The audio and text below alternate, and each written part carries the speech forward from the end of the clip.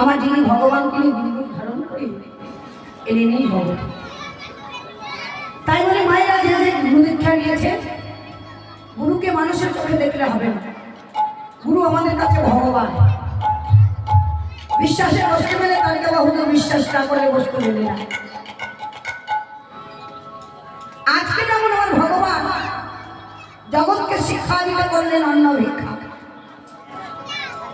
আমাদের দ্বারে অনেক ভিখারি আসে বাবা,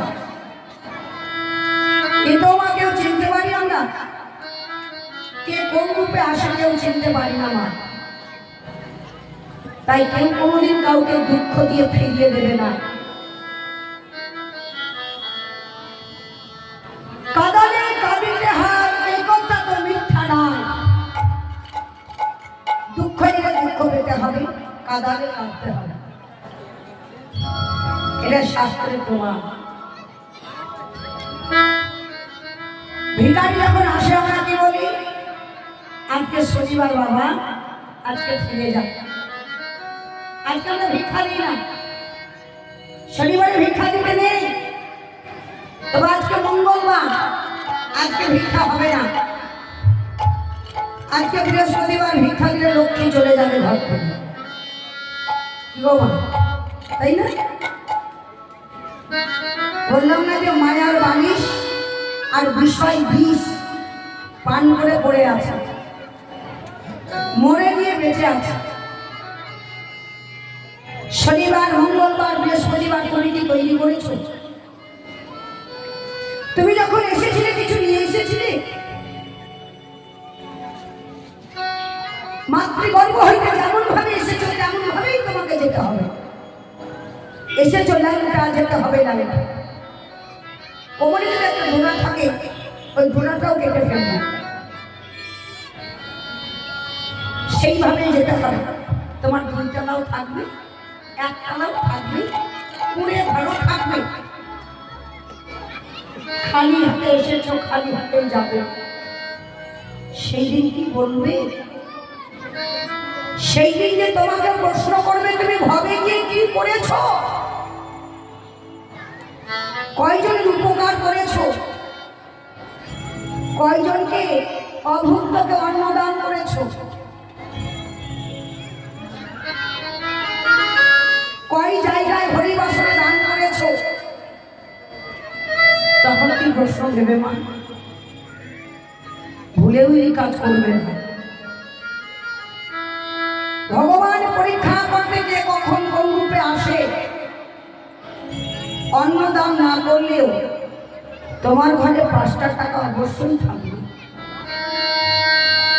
কেউ বলে দুপুরবেলা কেন এসেছো, তোমার ভিক্ষা যাওয়ার সময় নাই? যখন এই যে কমিটি বাবারা দাঁড়ে দাঁড়ে ভিক্ষা করতে যায়, অনেক মায়েরা দূর থেকে দেখতে পেয়ে দরজাটা বন্ধ করে ঘরের মধ্যে ঢুকে যায়। যে ভিক্ষা চাইতে আসছে, মাগো পেয়েছ দুর্ভাগ্য, যার জন্য পেয়েছ তাকেই চিনতে না। তুমি কি ভাবছো বসে, তুমি ভাববা কে? তোমার ভাবনা যেমন ভাবে তুমি ভাবো তাকে। তোমাকে চলাচ্ছে বলে তুমি চলছো, বলাচ্ছে বলে তুমি বলছো, বল যোগাচ্ছে বলে তুমি বল পেয়েছো, শক্তি দিয়েছে বলে হেঁটে এসেছো। শক্তি যদি কেড়ে নেয় তোমাকে এখানেই বসে থাকতে হবে। আমাদের কিছু নাই ভগবান, তাই জগৎকে শিক্ষা দিতে করলো অন্ন ভিক্ষা। ভুলেও দ্বার থেকে ভিখারিকে ফেরাবে না মা। কারণ যে যেমন অবস্থায় আসুক না কেন, নররূপে নারায়ণ, প্রত্যেকের মধ্যে ভগবান আছে। যত্র জীব তত্র শিব। ভগবান বলে আগে মানুষকে ভালোবাসো।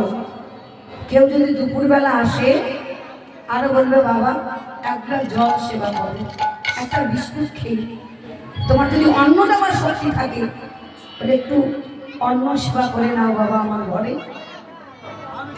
এই নস্তার একটা মাটির দেহ, এই দেহটা যতদিন অতিথি সেবাই না লেগেছে, যতদিন গুরু গোবিন্দের সেবাই না লেগেছে, এই নারী জন্মটা বৃথা।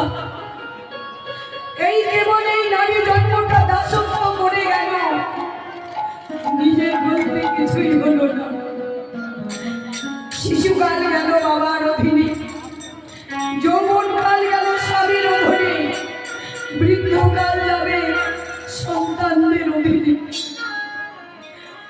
এই নারী জন্ম কেবল কষ্টের জন্ম বলা। তুমি যদি এই নারী জন্মকে ধন্য করতে চাও, আজকে আমার ভগবান কৃষ্ণকে অন্য ভিক্ষারীদের মনে পত্নীগণ তেমন ভাবে যদি এই নারী জন্মকে ধন্য করতে চাও, সংসারের মধ্যে থেকে কিঞ্চিত করে অতিথি সেবা দাও, কিঞ্চিত করে হরিবাসরে দান করো। তোমার বিছানায় 2 বছর 3 বছর করে থাকতে হবে না।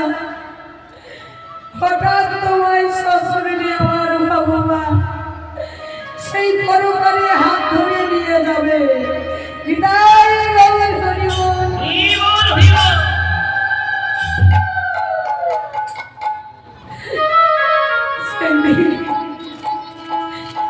আরে যাওয়ার ভয় থাকবে না মা, যা কিছু করো আমার মনে পত্নী গণের মতো বলো, ঠাকুর অন্তিম সময় যেন তোমার চরণে ঠাই পায়।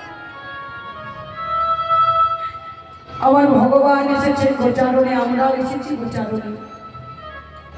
আমার ভগবান গোচারণ করছে, রাখাল বালক ধেনু বৎসরী, আমরা গোচারণ ভূমিতে গোচারণ করছি। ছেলে মেয়ে স্বামী স্ত্রী আত্মীয় স্বজন ইত্যাদি ইত্যাদিকে নিয়ে গোচারণ ভূমি সাঙ্গ হলে ফিরে যেতে হবে। কি বাবা যাবে না? যেতে হবে মা, যেতে হবে বাবা। তবে আসা যত সহজ, যাবার তত সহজ। ওই যাওয়ার পথটাকে পরিষ্কার করতে সময় থাকতে গুরুচরণ আশ্রয় করে ভজন সাধন করতে হবে। সময় থাকতে জানাতে হবে, চলতে চলতে বলতে বলতে যেন তোমার চরণ পৌঁছাতে পারে। নিতাই গৌর হরিবল।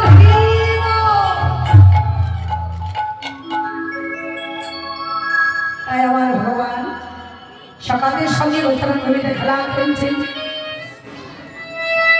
এমন সময় বলে উঠল, কানাই রে আজ আমরা খেলবো নতুন খেলা। নতুন খেলা কি খেলা খেলবি?